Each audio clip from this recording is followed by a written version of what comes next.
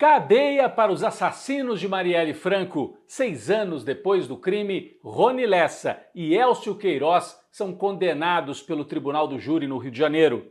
Bolsonaro sai mais fraco das urnas depois das eleições municipais e passa a ser desafiado por outras lideranças da extrema-direita. O PT também lava roupa suja em público. O partido conseguiu um número um pouco maior de prefeituras, mas a performance ficou abaixo do que se esperava. Por isso, Gleisi Hoffmann e Alexandre Padilha trocam farpas pelas redes sociais. Eu sou Rodrigo Viana e esse é o Tempero da Notícia, que está começando agora.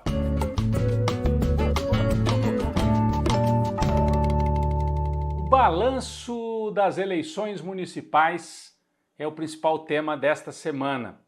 Qual é o Brasil que sai das urnas? O que isso indica para 2026, na sucessão do presidente Lula? Reeleição, talvez? Bom, não há dúvida. O Centrão e o PSD do Gilberto Kassab são os grandes vencedores também do segundo turno das eleições. Isso a gente já tinha visto no primeiro turno. O PSD do Kassab elegeu mais de 800 prefeitos. E não é só quantidade. Ele é o partido com o maior número de prefeituras e ganhou municípios importantíssimos, com muito peso. No segundo turno, Belo Horizonte, com o Fuad Noman, do PSD. Curitiba, com Eduardo Pimentel, do PSD. Estas capitais se juntam ao Rio de Janeiro, onde o PSD já havia ganho com o Eduardo Paes no primeiro turno. Por tudo isso, o Kassab passa a ser um ator ainda mais forte nos bastidores. Ele não tem peso para ser candidato, né, a um cargo assim, presidente, governador, mas ele manda muito. Outro fato para a gente observar nesta eleição: mais de 80% de reeleição de prefeitos e prefeitas pelo Brasil. O que explica isso? É o maior índice de reeleição da história democrática do Brasil.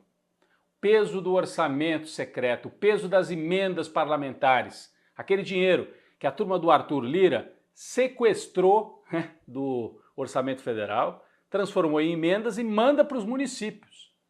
Com isso, consegue reeleger os seus prefeitos, que depois ajudam os deputados na eleição para o Congresso.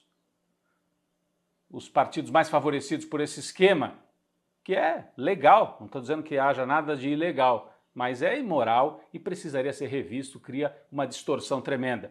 São os partidos favorecidos, o PSD do Kassab, o MDB, o União Brasil e o Progressistas, que elegeram muitas e muitas prefeituras Brasil afora.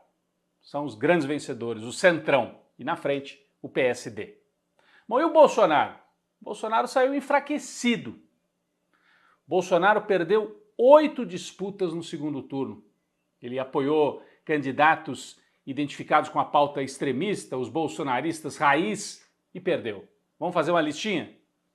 Bolsonarismo raiz perdeu no segundo turno em Manaus, em Belém, em Palmas, Goiânia, João Pessoa, onde concorreu aquele Queiroga, que foi ministro da Saúde na pandemia do Bolsonaro, perdeu feio. Belo Horizonte, Bruno Engler, perdeu feio. Curitiba, o Bolsonaro apoiou a Cristina Grêmio, o bolsonarista radical, perdeu. E Fortaleza. Fortaleza talvez tenha sido a derrota mais dolorida para o Bolsonaro, porque ali ele perdeu para o PT do Lula.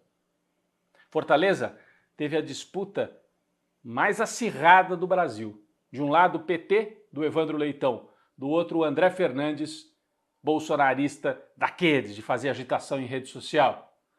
A eleição decidida por 10 mil votos, em quase 2 milhões de eleitores. Foi até as últimas urnas para a gente saber quem é que ganharia.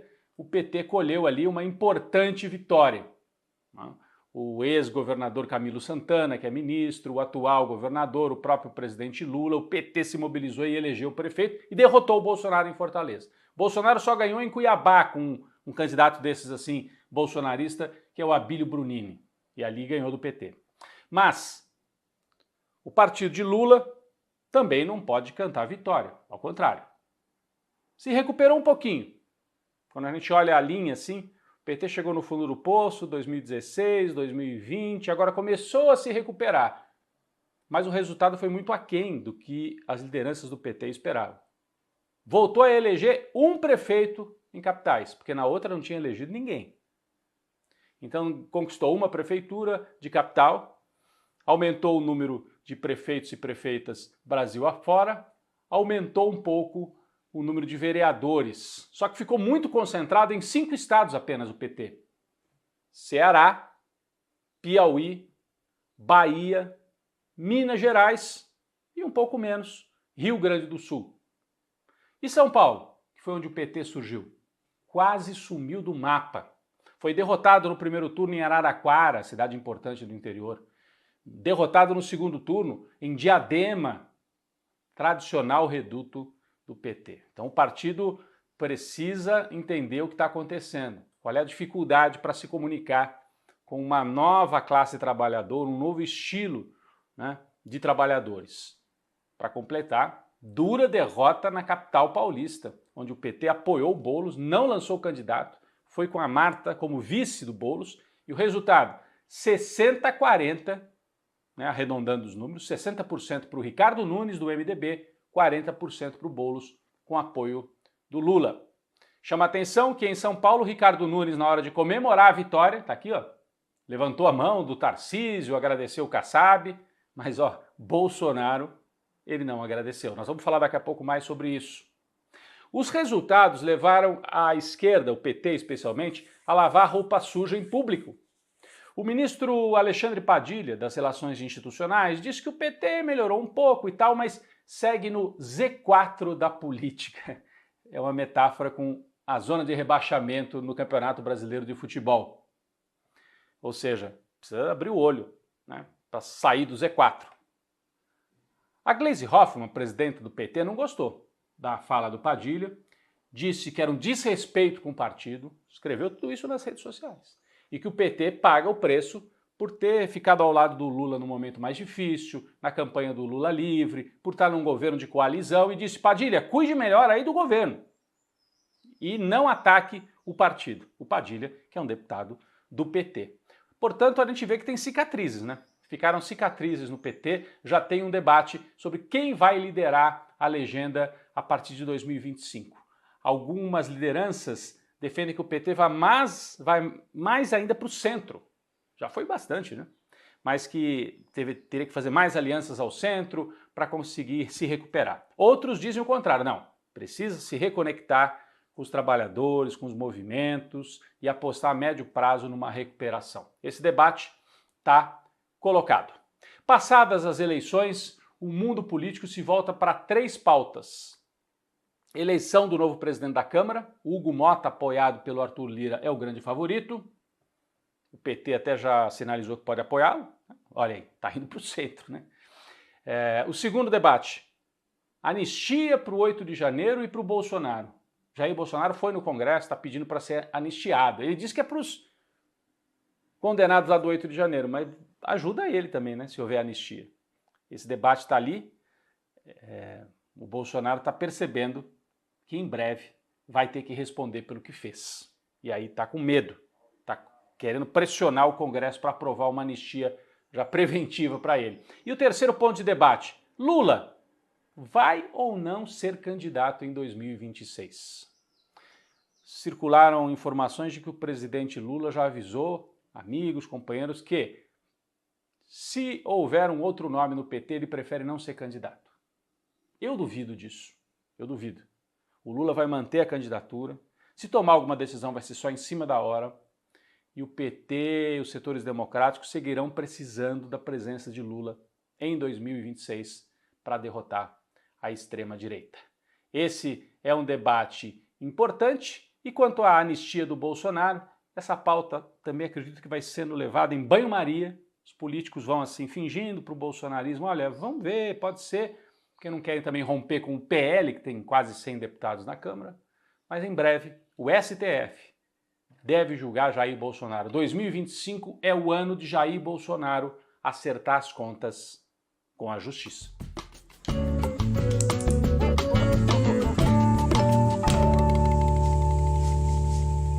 Quem vai para a panela de pressão é o ex-presidente Jair Bolsonaro. Como a gente já disse no início do programa, Ele sofreu derrotas sérias em 8 capitais no segundo turno. Mais do que isso, durante a eleição e agora no pós-eleição, ele passou a ser desafiado por outras lideranças da direita e da extrema-direita. Isso já havia ocorrido em São Paulo com o Pablo Marçal, que não pediu licença para disputar o eleitorado de extrema-direita na capital paulista.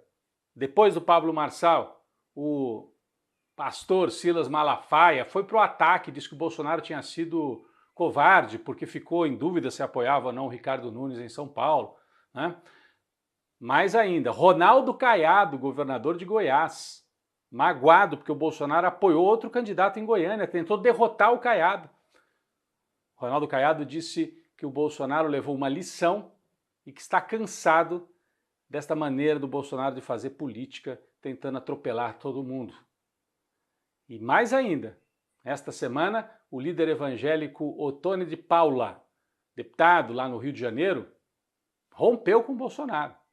Ele gravou uma entrevista dizendo que o Bolsonaro sequestrou a bandeira do Brasil, que as igrejas erraram ao se aliar assim de maneira total com o Bolsonaro. Rompeu.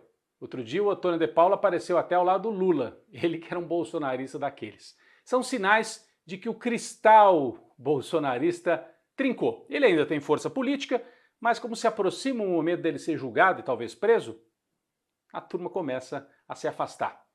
Tudo indica que em 2026 nós veremos a direita com um candidato talvez de fora do bolsonarismo. E podem ser vários candidatos.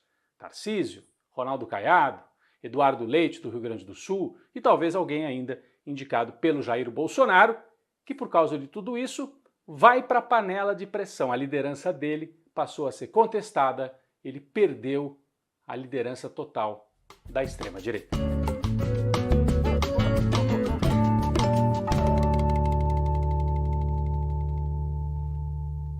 Nosso cafezinho especial, a memória de Marielle Franco e de Anderson Gomes, assassinados há mais de 6 anos num crime que chocou o Brasil e parecia que poderia ficar impune. Essa semana, finalmente, os executores, os assassinos, foram julgados e condenados pelo Tribunal do Júri do Rio de Janeiro. Rony Lessa, que deu os tiros de fuzil que mataram Marielle e Anderson. Rony Lessa, ex-policial, pegou 78 anos de cadeia. Elcio Queiroz, que dirigia o carro na noite do crime, 59 anos de cadeia. Então, a justiça se faz, demorou um pouco, mas os 2 executores estão presos e condenados. A gente tem um trecho da fala da juíza ao anunciar a sentença, uma fala que a gente pode classificar como histórica. A justiça, por vezes, é lenta, é cega, é burra, é injusta, é errada, é torta, mas ela chega.